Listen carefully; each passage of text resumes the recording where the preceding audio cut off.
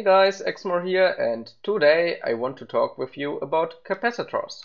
Capacitors can store signals, analog signals, let me show it to you, and they will not decrease, they will just stay, and they can be overwritten with a stronger signal, but not with a weaker signal.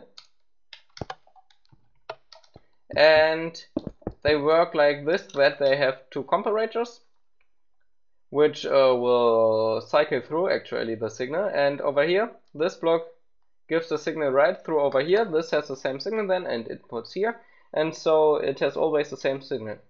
So over here this is not a capacitor.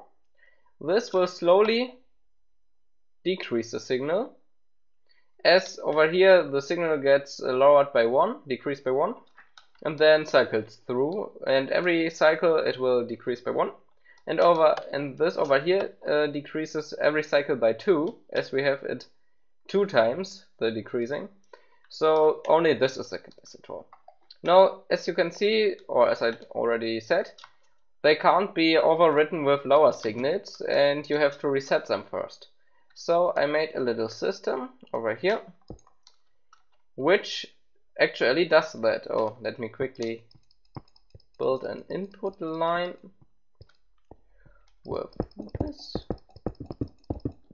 So let me quickly explain it how it works. So over here we have our capacitor again, and if we get an input signal right over here into this comparator, the signal will first be sent into here, into this repeater, and then the signal is again at a level of 15 and will be directly sent into input B of the comparator, which is set into subtraction mode. That means that the signal coming from here, or which is in the capacitor, will be deleted or overwritten.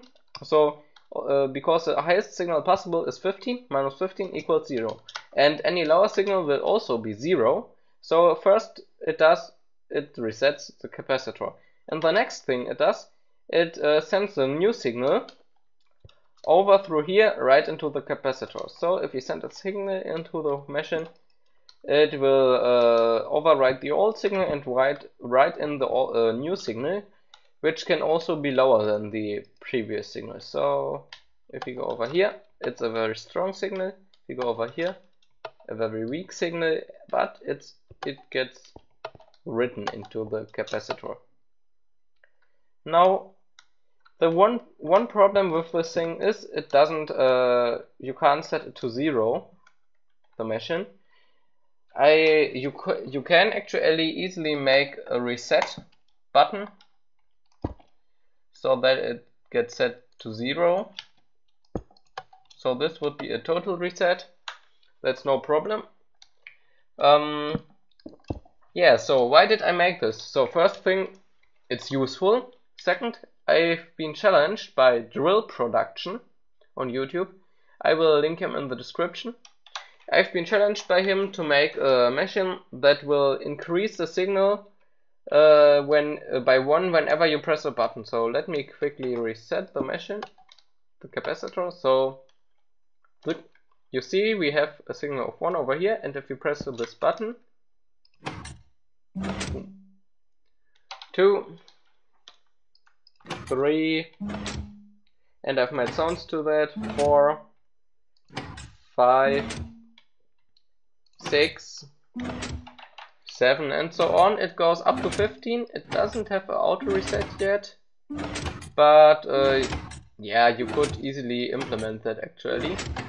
So how does this work? It's pretty simple. We have this capacitor which overrides it with the new signal right over here, this machine, and then we have a subtraction actually. So the capacitor signal gets decreased by 1. That signal gets subtracted from 15. So we have our signal, we could say inverted signal, which we want to have, which increases then actually always. That's our output. And also that signal will be again subtracted from 15.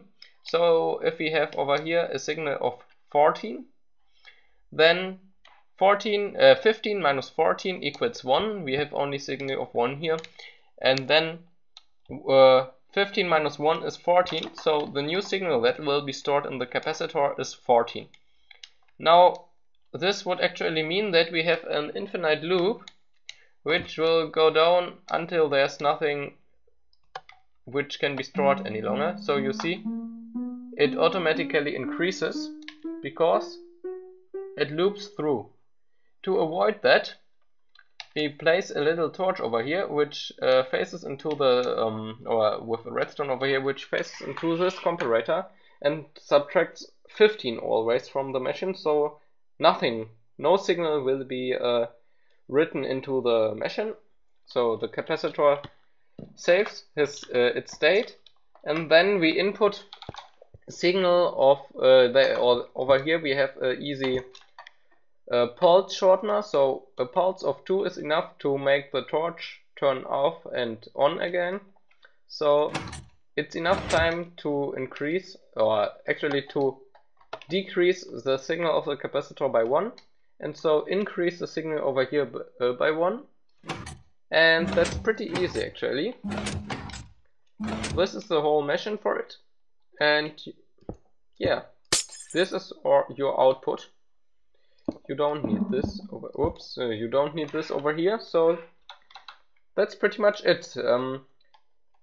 Important is that this machine over here can't input very short signals, so it needs some time to overwrite the old signal.